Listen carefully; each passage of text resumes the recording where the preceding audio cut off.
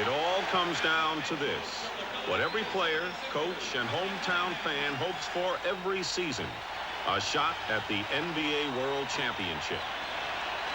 Tonight in Philadelphia and around the country, fans will witness the rematch of two teams which are essentially the same as when they battled for the 1980 title. And for that reason, it really is a showcase for the league. In a game where few teams remain together for long, Philadelphia and Los Angeles are good examples of the success which patience and confidence can bring. This championship series attests that the rapidly changing business of basketball has not destroyed the old rivalries, the old loyalties, and the NBA's great tradition.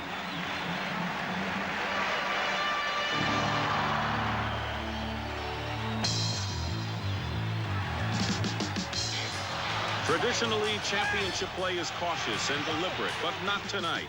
These two teams do everything in a hurry. The running game, an all-out, wide-open, furious style of play, an express train offense that has carried both teams to this championship round. And nothing is more exciting to watch than the fast break, what has come to be known in the ever more sophisticated language of tactical basketball as the transition game. The transition game is what happens when the ball changes hands, whether it be by rebound, steal, or score. The idea is run, run, run, a race to the basket. The key to a successful running game is to get yours going before they can get theirs going. Momentum is tough to reverse, and for 2.5 quarters, the Sixers are an unstoppable force, building a 15-point lead early in the third quarter. The Lakers are curiously out of sync. They hadn't played a game in 12 days, and perhaps the layoff had affected them. There was some speculation that it might take them a game to regain their racehorse form. In fact, it takes them half a game. What happens then is one of the most phenomenal turnarounds in playoff history.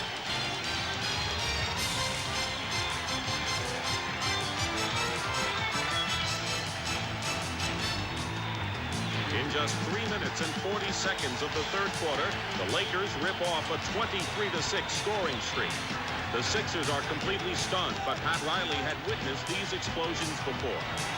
You know, we're a team of spurts, and we've proven that throughout the season. We've proven it throughout the playoffs, that somewhere, if it's not in the first quarter or the second quarter or third quarter, we will have a run. And, you know, the game does break down to skirmishes. And, you know, who wins the most skirmishes is going to win the game, and we won the third quarter skirmish.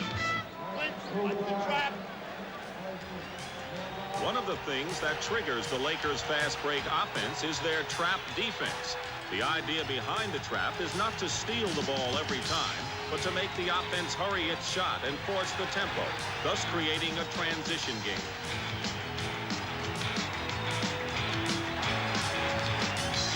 And that's just what the Lakers continue to do. By the end of the third quarter, the Lakers have the lead. Against the trap, the Sixers are helpless. I think the Sixers, if you let them get to their spots, they're very difficult to guard. I think if you put them in an open court situation and try to trap as much as you can, at least you get them into a freelance game. I know they're a great freelance team, but we are too.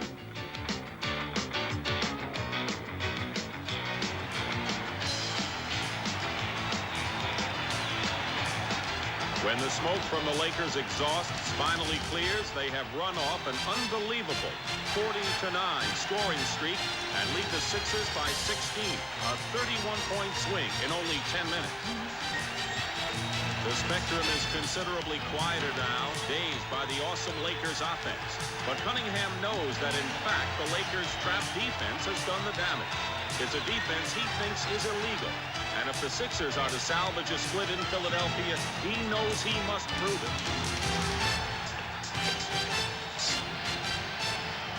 All right, also, gentlemen, ball goes up high now, high.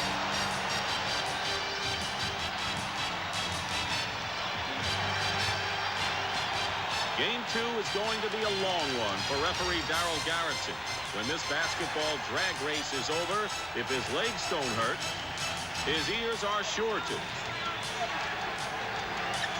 That's because he is the pivotal figure in this sideline strategy battle going on between Riley and Cunningham.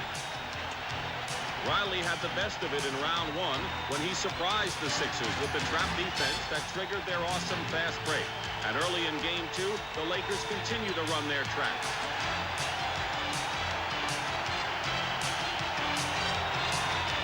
The way the Sixers were blown out in game one might think there's little a coach can do. But after studying game one, Cunningham makes some adjustments. His problem is plain: slow down the Lakers' fast break. That means either coping with the Laker trap or exposing it as an illegal defense. And that's where Darryl Garrettson comes in. Cunningham had planted the idea of an illegal defense even before the start of game two, and now he hammers away at the officials. This sight, this endless argument, has been going on as long as there have been coaches and referees. It has become part of the ritual of sports.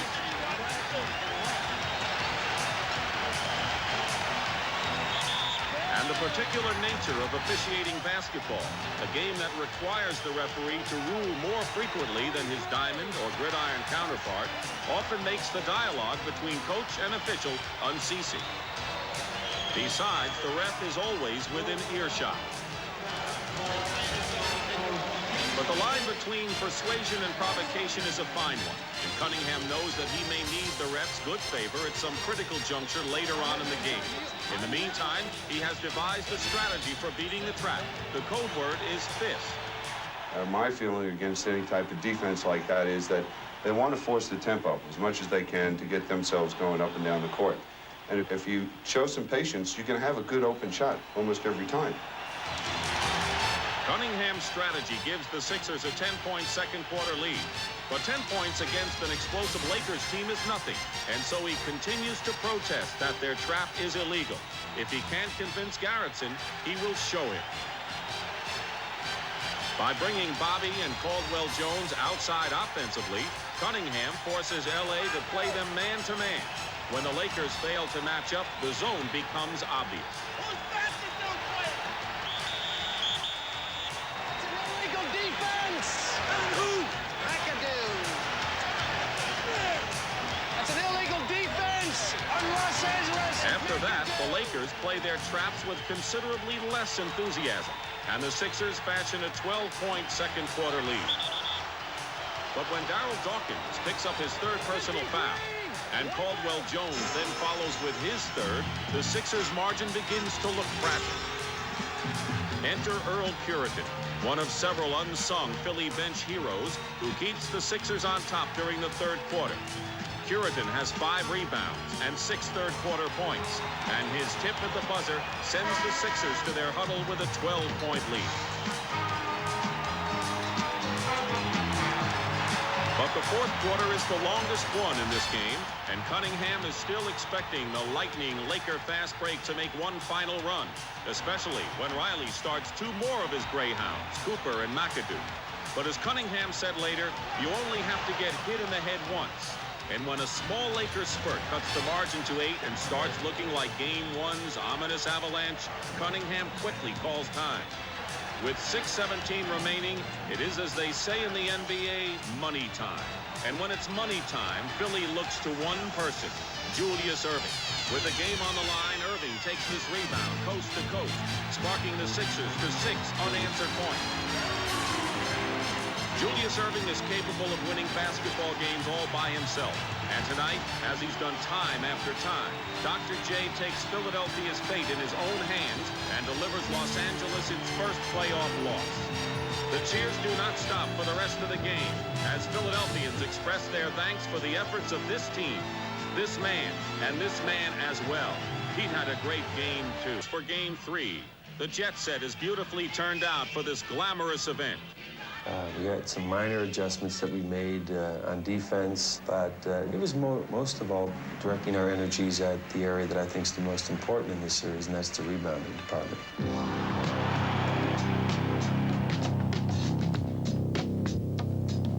Having the ball is the most important thing because the team that gets it gets its game going first. You can't run if you haven't got the ball.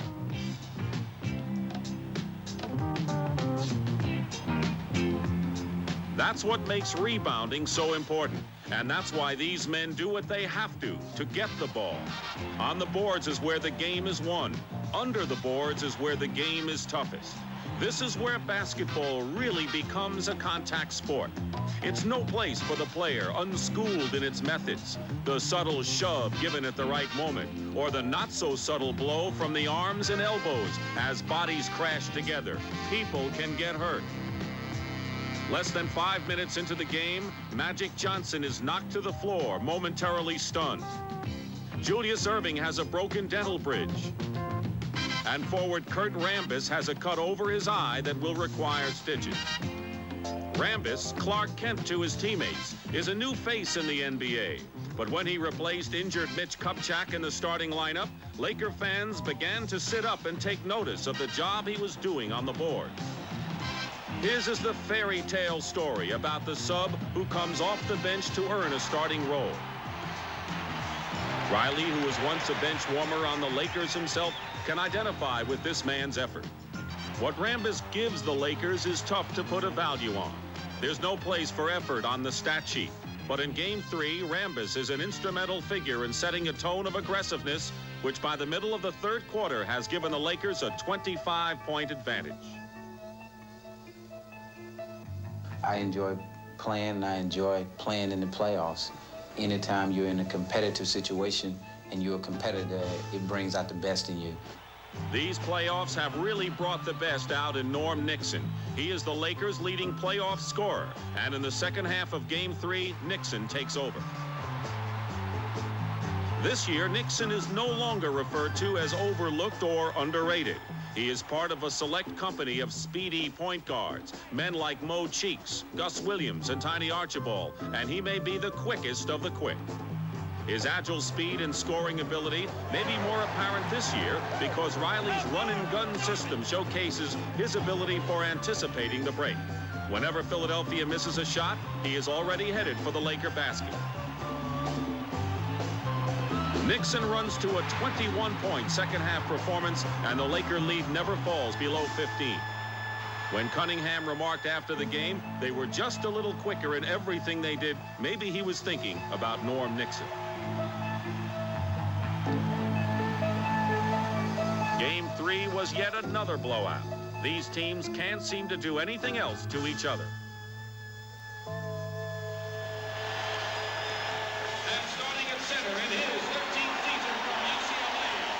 It is the essence of sportsmanship that athletes can do so much physical damage to one another in the course of a game, then express the concern that they do for each other once the game is over, which is exactly what is happening here before Game 4. Magic, knocked to the floor and dazed during Game 3, is inquiring about Dr. J's broken dental bridge. Julius, in turn, is making sure Rambis's cut eye is okay. Then once the game starts, it's back to the fray, and the struggle begins all over again.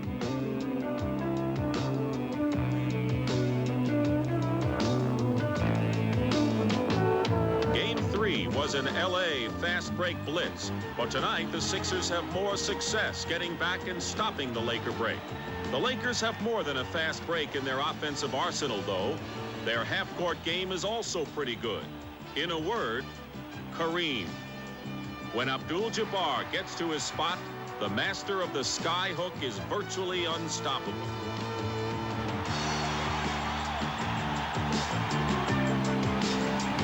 Abdul-Jabbar, the dean of NBA centers, is 35 now, but he shows no signs of letting up. His 14 first-half points give the Lakers a double-figure cushion. Kareem may not single-handedly carry his team to the playoffs every year as he once did, but he is still the game's most dominating player. Despite his singular status, Kareem has, in his own quiet way, avoided the limelight. His dignified court presence reflects that quiet reserve. But behind this unemotional mask, there is a cool and calculating method. I find that if I try to keep an emotional level that is consistent and balanced and use my brain rather than my emotions, it benefits my game better. Even if Kareem's emotion is not so apparent, his focused intensity is.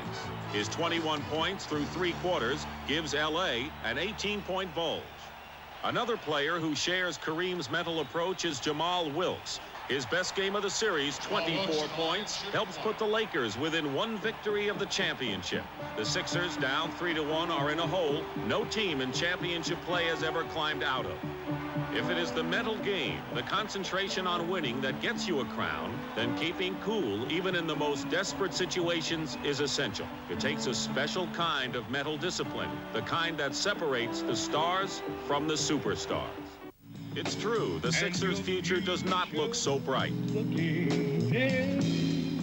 They are down 4 early in the 3rd quarter. Irving has suffered through a 2-for-10 first half.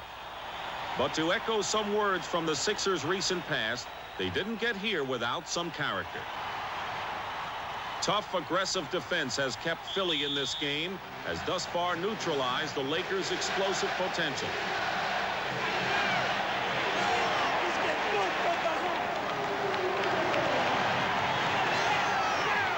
When Mo Cheeks picks off an errant pass, his breakaway dunk signals the first shot in a little Sixers skirmish of their own. In fact, it is the flip side of the 40-9 number L.A. had played for Philly in Game 1. When Andrew Toney gives Philly its first lead of the second half, this time the band knows just what to play. In the 4th quarter, the Laker defense is completely overrun. And when the massacre is over, Philadelphia has delivered L.A. its worst playoff loss ever, a 33-point blowout. Kareem has scored just 6 points, and the Laker lead, now 3-2, looks a lot less secure. On the whole, the Lakers would rather be in Los Angeles. Game 6, Los Angeles once again breaks quickly from the gate to seize control. Early in the 3rd quarter, L.A. leads by 9, thanks to Jamal Wilkes' 17 first-half points. But Philadelphia hangs tough. Led by Dr. J, the Sixers go on a 20-12 scoring streak that brings Philly 1 basket from the lead, a lead the Sixers haven't enjoyed in 3 Forum appearances. With 4:52 remaining in the 3rd quarter, the Sixers trail by 1. When Jamal Wilkes misses this jumper, Maurice Cheeks' floor length alley-ooper to Dr. J looks like a sure 2 points and the lead. But Bob McAdoo races the length of the floor to make a crucial block.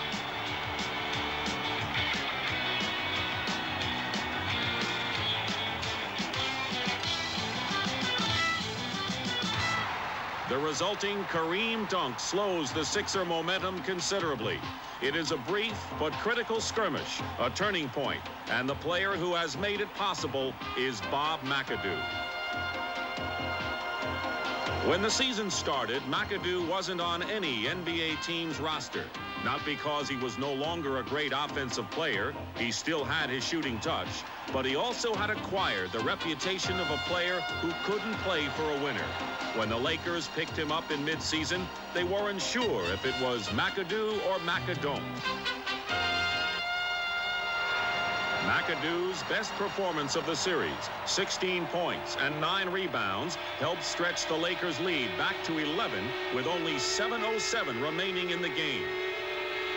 With just a half a quarter between them and summer vacation, the Sixers launch one last attempt at returning the series to Philadelphia.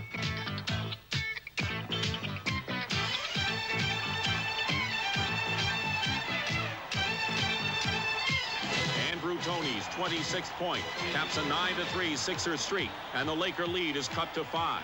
5 more minutes left.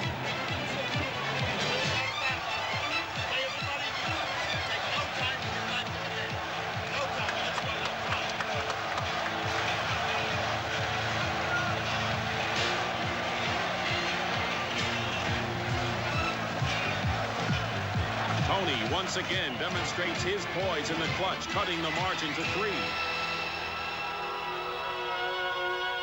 In the 3:54 remaining, Pat Riley will live several lifetimes. Norm Nixon doesn't need to be told whose number to call. When the Lakers need a basket, there's only one. Kareem. Kareem is off. Jamal comes up with a big rebound. But he can't convert, and still the Sixers can't control the defensive board. When McAdoo finally secures the rebound and puts a new 24 on the shot clock, there's still only one play to call.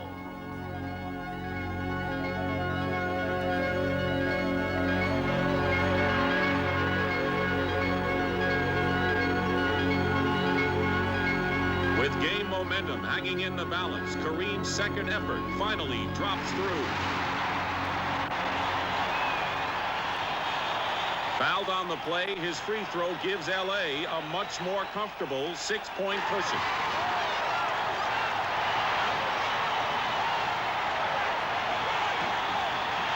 And when Jamal's breakaway gives the Lakers a little insurance, the margin is 8, and the 76ers will not threaten again.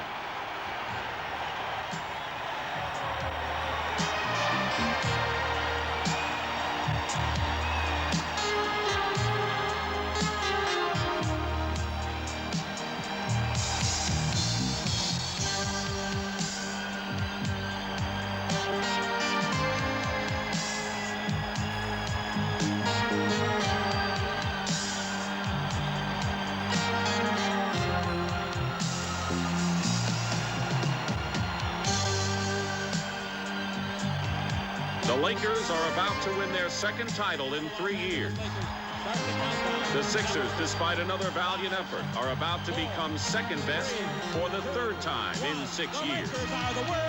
Magic Johnson's all-round play earns him MVP honors as befits the team effort which won this championship. Los Angeles Lakers win 14. The Philadelphia 76ers. For the Lakers, this is sweet and joyful redemption. They had waited 2 years to prove they were still the best in the world. Number